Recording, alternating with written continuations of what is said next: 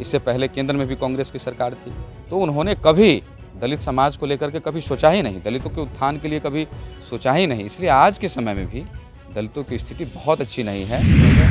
कांग्रेस की रणनीति हमेशा तोड़ने की रणनीति रही है, जो जाति और धर्म के नाम पर वो तोड़ती है और वोट लेने का काम करती है। जनता को उन्होंने कभी कुछ दिया ही नहीं। ये राजेश राम जी की बात नहीं है, बात उनको प्रदेश अध्यक्ष बनाने की बात नहीं है। कांग्रेस की जो नीतियां रही हैं, इसी के कारण जो है राजेश राम जी खराब नहीं है, उनकी पार्टी खराब है।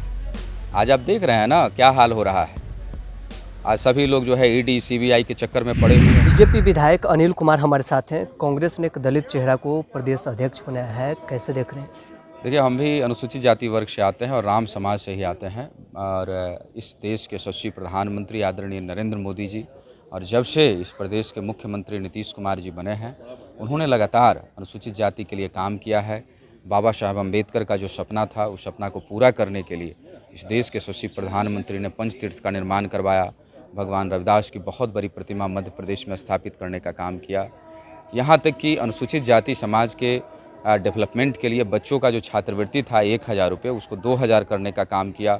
जितने भी अनुसूचित जाति टोले हैं, सभी जगहों पर जो 50 घर से ऊपर का टोला है, उसमें 29 लाख की राशि से जो है सामुदायिक भवन का निर्माण कराया जा रहा है। तो उनसे आज बढ़कर लगातार काम करे। कांग्रेस की अपनी रणनीति रही है। कांग्रेस ने हमेशा जात पात की राजनीति करके, धर्म की राजनीति करके वोट लेने का काम किया है। इससे पहले कांग्रेस की ही सरकार थी 2005 से पहले, इससे पहले केंद्र में भी कांग्रेस की सरकार थी, तो उन्होंने कभी दलित समाज को लेकर के कभी सोचा ही नहीं, दलितों के उत्थान के लिए कभी सोचा ही नहीं। इसलिए आज के समय में भी दलितों की स्थिति बहुत अच्छी नहीं है। लेकिन मुख्यमंत्री जी और इस देश के प्रधानमंत्री जी दलितों के उत्थान के लिए लगातार काम कर रहे हैं। लगातार जो है, देखिए, स्कूलों की स्थिति को बेहतर किया जा रहा है। हमारे ही प्रदेश में टोला सेवक और विकास मित्र को नौकरी देने का काम किया, उनकी सैलरी को भी बढ़ाने का काम जो है किया गया है। दलित टोलों में जो है लगातार संपर्क पथ के द्वारा जो है सभी जगहों पर जो है सड़कों का निर्माण कराया जाए। तो विकास की तरफ इस प्रदेश के मुख्यमंत्री जी और देश के प्रधानमंत्री जी का फोकस है। हमारी भारतीय जनता पार्टी और एनडीए की सरकार का फोकस है।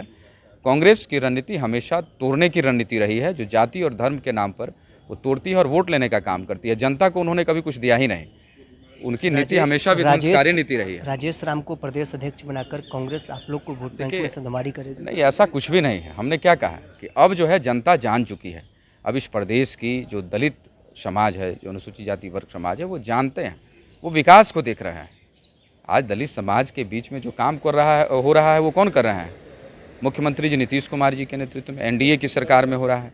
देश के प्रधानमंत्री जी के नेतृत्व में जो है आज किसानों को, युवाओं को, बेरोजगारों को, महिलाओं को, अनुसूचित जाति के वर्गों को, पिछड़ों वर्गों को, सभी वर्गों को आज कर्पूरी ठाकुर जी को भारत रत्न मिलना चाहिए था, लेकिन उन्होंने नहीं दिया। आज भारतीय जनता पार्टी के नेतृत्व में जो है यहाँ उनको सम्मान मिला। दलित पिछड़ों की आवाज़ थे। बाबा साहब अम्बेडकर को भी कांग्रेस ने सम्मान देने का काम नहीं किया। तो ये समझिए, को ढोंग कर रहे हैं। उनको बना करके इन्होंने ढोंग करने का काम किया है। 2025 में विधानसभा का चुनाव है, लेकिन जनता इनको नकार चुकी है। आज हम लोग 2025 में भी हम लोग 225 सीट के साथ एनडीए की सरकार बनेगी। पूरा दलित और महादलित समाज एनडीए सरकार को चाहता है, नरेंद्र मोदी जी और नीतीश कुमार जी को चाहता है, और यहाँ एनडीए की सरकार बनेगी। आपको क्या लगता है कि राहुल गांधी ने क्या संदेश दिया राजेश राम को प्रदेश अध्यक्ष? देखिए, राजेश राम जी बने हैं, हम उनको शुभकामना देते हैं। और विधायक भी हैं, वो ठीक है, अच्छे विधायक है। लेकिन देखिए, उनकी ये राजेश राम जी की बात नहीं है, बात उनको प्रदेश अध्यक्ष बनाने की बात नहीं है। कांग्रेस की जो नीतियां रही हैं, इसी के कारण जो है राजेश राम जी खराब नहीं है, उनकी पार्टी खराब है। आज आप देख रहे हैं ना क्या हाल हो रहा है। आज सभी लोग जो है ईडी सीबीआई के चक्कर में पड़े हुए कि नहीं पड़े हुए हैं।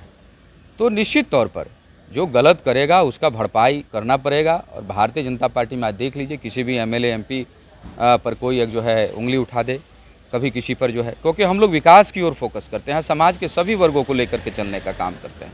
तो कांग्रेस की नीति हमेशा से गलत नीतियाँ रही हैं, जिसका जनता ने विरोध किया है, जनता ने खारिज कर दिया। और इसको आप देख ही रहे हैं, दिल्ली के चुनाव में 0 पर आउट कर दिया कांग्रेस को। इसी देश की जनता है ना। और वहाँ दलित समाज की कितनी बड़ी भूमिका रही है। वहाँ पे भारतीय जनता पार्टी की सरकार बनी। जितनी भी अभी सरकारें बनी हैं, सभी भारतीय जनता पार्टी की सरकारें बनी हैं। प्रत्येक प्रदेश में अनुसूचित जाति वर्ग के लोग रहते हैं।